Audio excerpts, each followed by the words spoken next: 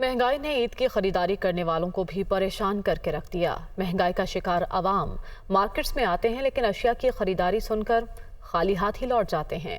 Market से सूरत हाल देखते हैं रुताबा और रूस की इस रिपोर्ट में। बढ़ती हुई महंगाई ने ईद की खरीदारी की रिवायती खुशी को भी मान करके रख दिया है। हर साल ईद की खुशियां मनाने के लिए लोग कई महीनों पहले से शॉपिंग शुरू कर देते हैं, लेकिन इस बार तो सफेद पोश लोगों को ईद की तैयारी में बहुत मुश्किलात पेश आ रही हैं। एक तरफ खरीदार परेशान हैं तो दूसरी तरफ दुकानदार भी मुश्किलात का शिकार हैं। प्राइस में तो फर्क आया है, लेकिन इसके बाद भी ये है कि बाजार में वो शॉपिंग नहीं है जो होनी चाहिए। खरीदार सिर्फ कीमतें पूछ के रह जाते हैं। जिन पैसों में पहले अच्छी खासी शॉपिंग हो जाती थी, अब इनसे कुछ नहीं मिलता। हर चीज में महंगाई है। कपड़े लत्ते में ये जो छोटी छोटी फ्राकें हैं ना, ये 1500 की दे रहे हैं। महंगाई तो हद से ज्यादा है।